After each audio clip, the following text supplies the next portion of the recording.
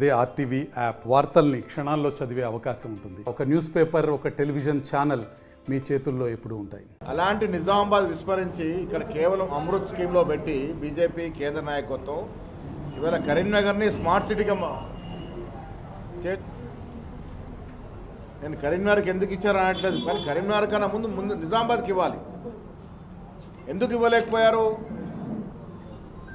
ఎందుకు మనకి smart city రాలేదు? నిజామాబాద్కి అన్ని అర్హతలున్నా, కరీంనగర్ కన్నా అన్ని అర్హతలు ఉన్నప్పుడు మనం ఎందుకు రాలేదు? మనకి దీన్నే నాయకత్వ లోపం అంటారు. ఇక్కడ బీజేపీ ప్రాతినిధ్యం వహిస్తున్న ఎంపీ గారు చేత కాకపోవడం వల్ల మనకు స్మార్ట్ సిటీ బదులు అమృత్ సిటీ వచ్చింది. కేంద్రంలో అధికారులు ఉన్నారు, ఆనాడేమో పసుపోడని మోసం చేశారు. తీరా 5 ఏళ్ల తర్వాత పసుపోడు ఇస్తామన్నారు, అది పేపర్కే పరిమితం అయిపోయింది. ఇప్పుడు కదలికలు లేవు. మళ్ళీ ఇలా కేంద్రీయ విద్యాలయం అన్నారు, 20 కోట్లు అన్నారు.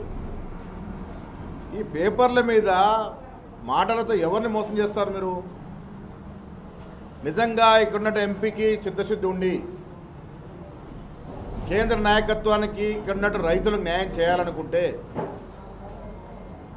5 ఏళ్ల క్రితం కదా ఎంపీ ఎలక్ట్ అయింది. 4 ఏళ్ల క్రితమే ఇక్కడ పసుపు శుద్ధి కర్మాగారం పెట్టవచ్చు, చేత కాలేదు. కేంద్రీయ విద్యాలయం అప్పుడే పెట్టవచ్చు, ఎందుకు తేలేదు? ఇవాళ ఎన్నికలు వస్తున్నాయి కాబట్టి ఎన్నికల వేళ మళ్ళీ ప్రజల్ని మోసం చేయాలని ఒక కార్యక్రమంతో ముందుకు వస్తూ ఉన్నారు.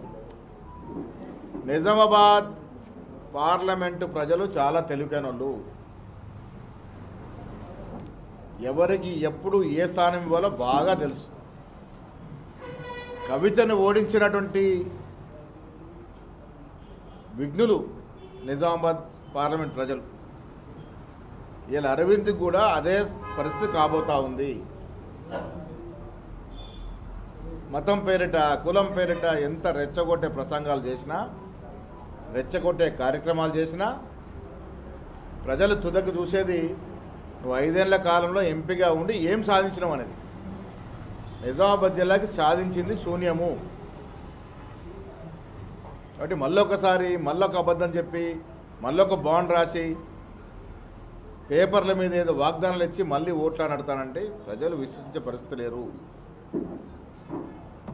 అస్తమానం దేవుళ్ళ పేరిట ఓట్లు అడుగుతూ ఉన్నారు. మేము కూడా ఇక్కడున్నటువంటి 99% ప్రజలము పూజలు చేసుకుంటాం.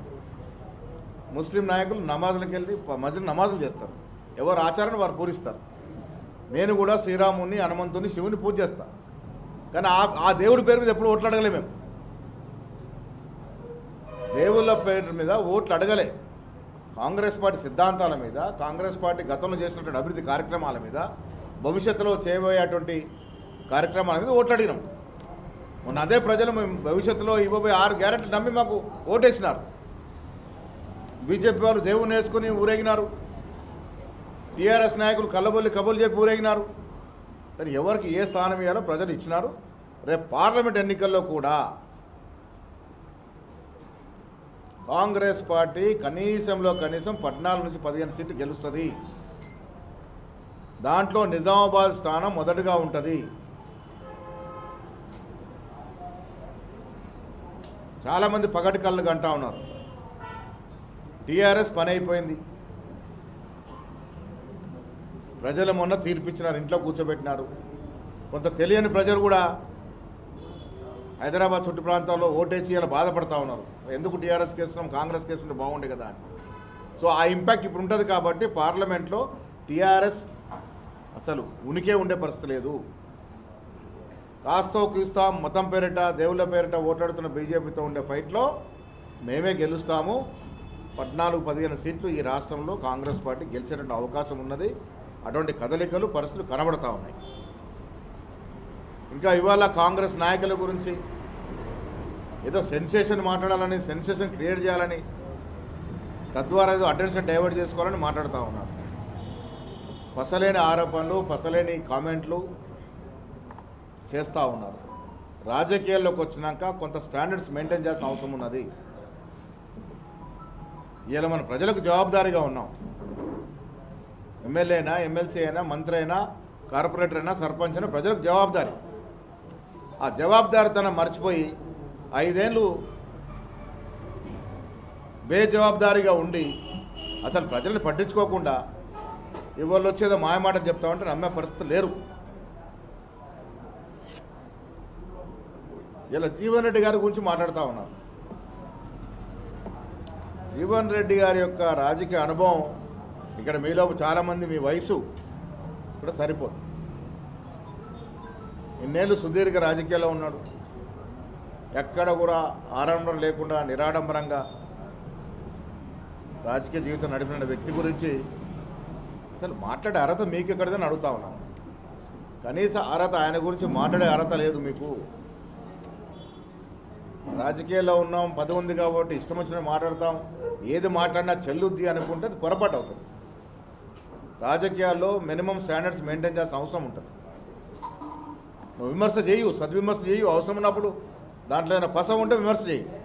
కానీ పసలేని విమర్శలు చేసి ప్రజల అటెన్షన్ డైవర్ట్ చేసుకొని ఏదో సాధించుకున్నాం అనుకుంటే మాత్రం మీ అవివేకానికి అది నిదర్శనము. ఇవాళ అరవింద్ని కానీ, టీఆర్ఎస్ నాయకుల్ని కానీ, నిజామాబాద్ పట్టణ ప్రజలు కానీ, పార్లమెంట్ ప్రజలు కానీ విశ్వసించే పరిస్థితులు లేరు. రేపు కాంగ్రెస్ పార్టీ అభ్యర్థి ఎవరైనా ఈ సీటు గెలుచుకుంటాము, దీంట్లో ఏం అనుమానం లేదు. కొత్త ప్రభుత్వం, రాష్ట్ర ముఖ్యమంత్రిగా రేవంత్ రెడ్డి గారి నేతృత్వంలో ప్రభుత్వం నిజామాబాద్ జిల్లాకి, పట్టణానికి అభివృద్ధి చేయాలని ఒక కంకణంతో ఉన్నారు. నేను ఇలా మున్సిపల్ మీటింగ్లో చెప్పినాను. ముఖ్యమంత్రి గారి యొక్క ఆలోచన స్థానిక సంస్థల్ని బలోపేతం చేయాలని.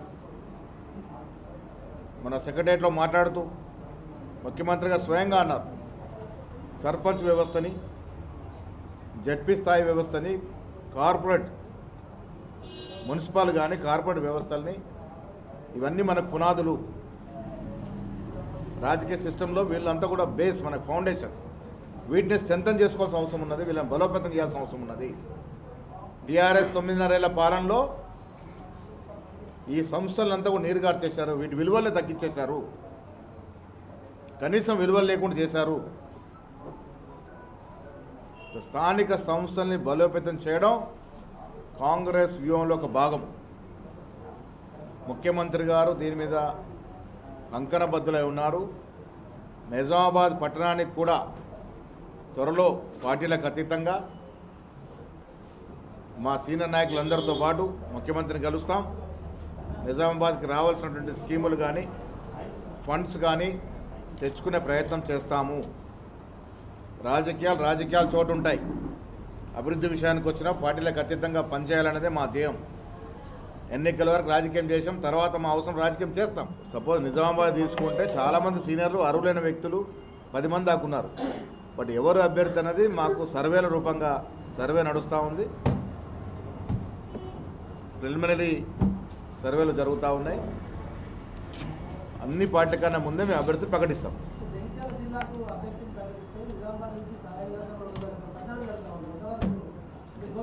పార్లమెంటు ఒకసారి పునర్వ్యవస్థీకరించినప్పుడు నిజామాబాద్ పార్లమెంటుకి బయట వ్యక్తులు వచ్చి పోటీ చేసినట్టు సందర్భం ఉంది. ఇక్కడ హరిశ్చంద్ర ఎడా గారు ఢిల్లీకి వెళ్ళి వచ్చి 3 సార్లు ఎంపీగా అయినారు. సో పార్లమెంట్ అనేది దేశంలో ఎక్కడి నుంచైనా ఎక్కడైనా పోయి పోటీ చేయొచ్చు. కావాల్సిందల్లా అభ్యర్థి యొక్క గుణగణాలు, అభ్యర్థి యొక్క గత చరిత్ర, అభ్యర్థి యొక్క స్టాండర్డ్స్, అభ్యర్థి యొక్క పనితనం. పనిచేసే వ్యక్తి వస్తూ ఉంటే ఏ ప్రాంతం అయితే ఏమున్నది. గతంలో బాలాగౌడ్ గారు ఎల్లారెడ్డి ప్రాంతం, అసలు ఈ పార్లమెంట్ లేదు అప్పుడు. ఈ పార్లమెంట్ ఎల్లారెడ్డి లేదు, కానీ ఇక్కడ 2 సార్లు గెలిపించుకున్నాం కదా, 3 సార్లు 2 సార్లు గెలిపించుకున్నాం. రామ్ గోపాల్ రెడ్డి గారు కరీంనగర్ నుంచి వచ్చి ఇక్కడ 3 సార్లు ఎంపీగా అయినారు.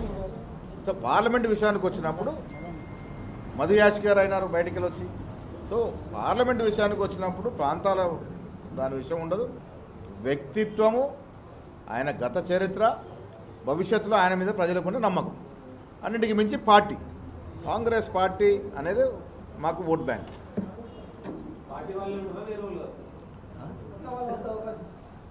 ఎవరు వచ్చినా కాంగ్రెస్ వాళ్ళే వస్తారు. మరిన్ని వీడియోస్ కోసం ఛానల్ ని సబ్స్క్రైబ్ చేయండి, లేటెస్ట్ అప్డేట్స్ కోసం వాట్సాప్ ఛానల్ ని ఫాలో చేయండి అండ్ లింక్ డిస్క్రిప్షన్ లో ఉంది.